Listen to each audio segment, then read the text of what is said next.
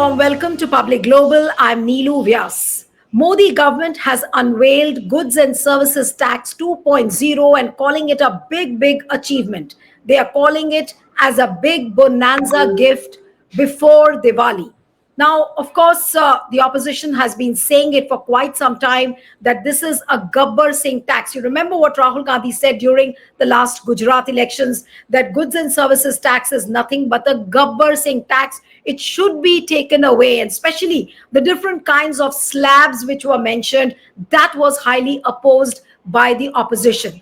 And 8 years down the line, 2017 GST 1.0 was unveiled, and 8 years it took the government to realize that it was some kind of a flawed reform which they were talking about. Now, many people would say that 8 years the government tried to loot the people. They tried to loot the states through the goods and services tax. And now, when the realization has dawned that the ground is slipping beneath the feet of Prime Minister Narendra Modi, so it's time now to repay the citizens by calling it a big discount, or rather a big discount on the taxes. But is it really a discount? Of course, yes. It's going to be a welcome relief to the citizens. It's going to be a welcome relief to the industry.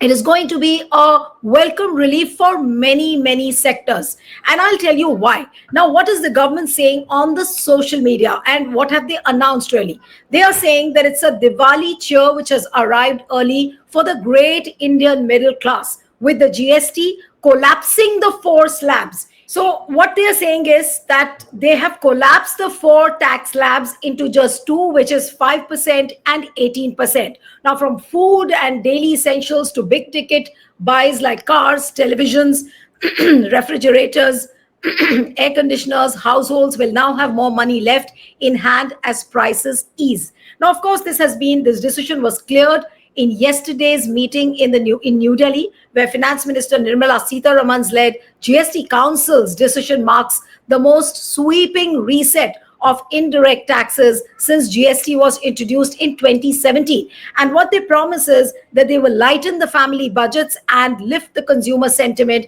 ahead of the season. Now let's take a look at what kind of a relief it is. Now let's first talk about the relief in the Kirana basket, as far as the Kirana items are concerned. Now, at the heart of GST 2.0 are some sharp reductions in the tax burden on food and everyday essentials. Popular staples such as paratha, parota, chapati, khakra, UHT milk, and paneer are now fully exempt from the GST. That again is a big welcome relief for the consumers. A wide range of packaged foods that once attracted 12% and 18% GST, including like biscuits, cakes, noodles, jams, sauces, cornflakes, chocolate, ghee, and dry fruits, will now be taxed only at 5%. That again brings down the burden which was there on the pockets of the consumers. Now, the impact for the families is immediate and visible. That is, of course, there.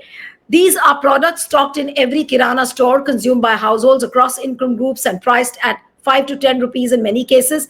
FMCG companies are already preparing to restore the grammage in small packs, reversing the shrinkflation that had become common in recent years. Now, as Britannia's executive vice chairman, Varun Berry, has said, and I'm going to quote him exactly what he said, biscuits which have near universal usage are overwhelmingly consumed down to the smallest village, priced at 5 to 10. A reduction from 18 to 5% will benefit the right segment of the society. So this is how the Kirana basket will get affected. Now let's come to the personal care, durables, and household savings. Now, the biggest change outside the food comes in personal care, where items such as hair oil, toothpaste, shampoo, dental floss will now attract just 5%.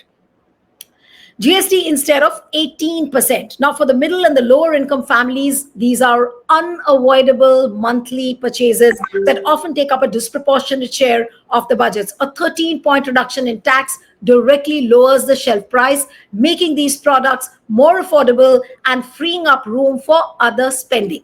Now, consumer durables also have come under the reforms ambit. Products like, now just listen to this very carefully. Products like air conditioners, large screen TVs, refrigerators, washing machines which were taxed at the steepest 28%, will now move to 18%, which means a 28% slab has completely been done away with, which the opposition, I want to remind you, has been saying right from the beginning that there was no need of the 28% slab. But at that time, did the Modi government listen? No. They were living in the hubris that what we have done is absolutely correct. And 8 years down the line, they are revising their decision.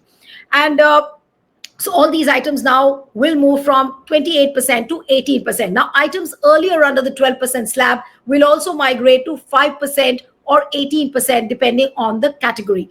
Now, I'll give you some examples of how the industry has reacted. Now, say, for example, Hemant Jain, who's the president of the PhD Chambers of Commerce, he said that the rollout of GST rate rationalization from September 22nd, 2025 is a landmark reform that addresses both consumer welfare and revenue efficiency.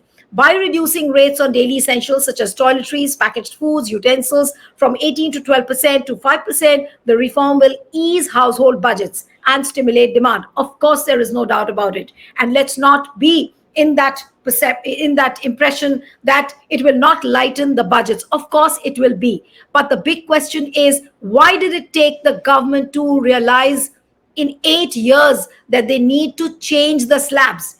Was it not a failure of the government policy? These are the big questions which every citizen should be asking the government, not that it is a big achievement as what is being put out on the social media. If you go on the social media, they are calling it as a big achievement by Prime Minister Modi. They are calling it as a promise which is being fulfilled by Prime Minister Modi. Look what he promised from the ramparts of the Red Fort, that we will bring in GST reforms, and this is what he's done. So this is how they are putting it. But if you look at the hindsight, what is it? It's a realization of the mistakes made by Modi government. How can you forget those shocks which were induced? Now, I'm going to tell you what. Remember those times when at a 4 hours notice, the government or the nation went through a lockdown. What happened? Then came the demonetization, lockdown, demonetization, and then these GSTs, where the states were crying foul that they have no money, they have no revenue, and they were asking the central government, but they did not pay. So all these were makings of the Modi government. But Nirmala Sitharaman, or before that, even Mr. Arun Jaitley, who was the finance minister, did he realize that? Not at all. They were saying, and they were bragging about these reforms, that look, these are the reforms which were needed by the country. This is the need of the hour. The earlier governments did not think of it. We have brought in, this is how they rolled it out as an achievement. And every year, if you look at the cycle of Prime Minister Modi's achievements in every year, whether it was 2014, 2019, 2024, every year when they have brought in the report card of the Modi government, what have they said? We brought in the demonetization. We brought in the GST. And what have they done now? 8 years later, they realized that the slabs which were introduced by the Modi government were a fallacy. They were a mistake, because the common man realized that the Modi government was not able to deliver what they said. And which is why this is coming as an afterthought. But it is coming too late. 8 years, if the period has passed, what have they done to the economy? The economy has abysmally slowed down. We are not able to generate employment. We are not able to provide jobs to the people. And what about the fiscal budget? What about the startups which were promised? Every sector is reeling under the shock of GST and demonetization. So basically, it is a result of bad policies which were formulated by the Modi government. But the moment you say that it was a bad policy, Modi government will come back at you saying that you do not know the subject, you do not understand, and which is why we call it an achievement. So the point is that we need to raise this question today, that why it took government 8 years to realize that their GST 1.0 has badly failed. Now, I'm going to put out a tweet put out by Mr. P. Chidambaram, who was the former finance minister. And the points which are raised by him are very, very important. I'm going to read it out. If you can play it out, Yashi, on the full screen. Look at this. No, just play it out on the full screen. I can't read it properly. Yashi, just put it out on the full screen, please. Can you put out the... Yes. Now, the GST, what has Chidambaram written? This is very important. The GST rationalization and the reduction in rates on a range of goods and services are welcome, but 8 years is too late. The current design of GST and the rates prevailing until today ought not to have been introduced in the first place. We've been crying hoarse for the last 8 years against the design and the rates of GST, but our pleas fell on deaf ears. It will be interesting to speculate what drove the government to make the changes. Sluggish growth. Now, this is what exactly I've been talking about, that the government realized that the growth got sluggish because of the policy which they formulated. So reason number one is sluggish growth. The government realized that the growth was very slow, so they had to undo their mistakes. Point number two, rising household debt. Every household had a rising debt. They were not left with any money. The savings had gone down. So which is why they had to undo their mistake. And I'm going to call it the mistake repeatedly. So this is point number two. Now come to the point number three. Falling household savings. The savings were falling. The common man was not able to save. The next point is elections in Bihar. Yes, that's very important. And that's the immediate trigger. Because they have to garner votes. Because they have to answer to the vote chori campaign of the opposition, because vote chori has got stuck into the minds of the people, and people know that vote chori has become a dominant issue in Bihar. So they had to bring in this carrot, and this carrot is of the GST reforms. GST 2.0 is just a carrot for the Bihar electorate. Let's not forget that. Now what they will say when they go out for the campaign, opposition will talk about the vote chori, and what will BJP talk about? Look, this is what we are doing. We brought in these reforms. Now you will have more money into your pockets. This is how they will call it. And the last option, what Chidambaram in his tweet has mentioned is it all the above? I mean, all the reasons which are there. So these are the factors which drove the Modi government to rationalize the GST, whether it is sluggish growth, whether it is Bihar elections, falling consumption, falling savings. This is why it is a realization of the government's mistakes. Government realized that it made mistake, but Modi government has a habit of never admitting their mistakes. They will even lace up their mistakes as some kind of an achievement, even if they make mistakes within the confines of the four walls of the political corridor. Nirmala Sitharaman and Prime Minister Modi might discuss amongst themselves that, okay, this policy is not working because the feedback we are getting is very negative. But will they admit their mistakes in public? It has never happened. And this is exactly what is happening. They are calling GST 2.0 as a big reform. They are calling it as a big achievement. They are calling it as a big bonanza. But the common man needs to question the Modi government. That was this a reform? What can you really, do you have the moral fiber to call it a reform or some kind of an achievement when all you did were mistakes? You committed mistakes after mistakes, and now when you are seeing the ground slipping beneath the feet, when the BJP government has realized that now everything is failing for the Modi government, so now this is their last ditch effort. Yes, I'm calling it and underlining it that this is the last ditch effort made by the Modi government to let the people realize that, look, we are sorry. This is a sorry, a big, big sorry by the Modi government. GST 2.0 is nothing but the pronouncement of a big sorry by the Modi government, telling the people indirectly that, look, our policies did not work,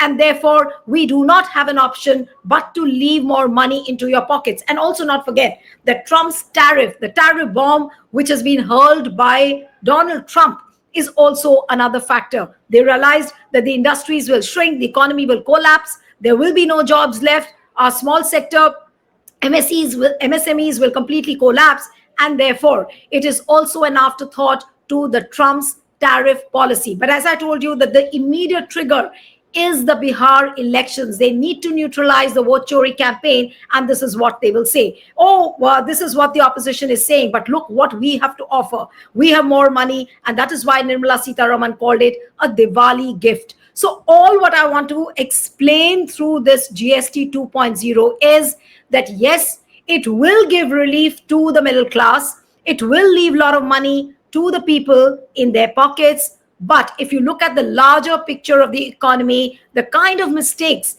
the kind of shock which has been induced by the Modi government as far as economy is concerned, let me tell you the economy will not come back on track immediately. I have been speaking to a lot of experts and economists who say that it will take 3 to 5 years for the economy of the country to come back to normal and let the people feel normal. So, all in all, GST 2.0 is nothing but an admission of guilt, an admission of mistake, a realization by the Modi government that nothing worked, their policies failed completely, and which is why they had to bring in this GST 2.0. And let me remind Prime Minister Modi that GST 2.0 is certainly not an achievement. You may have spoken from the ramparts of the Red Fort that you will bring in GST reforms, but look at the timing when you've got these reforms. These reforms should have been brought in right at the beginning. You should not have spoken about the various slabs. You should have listened to the opposition.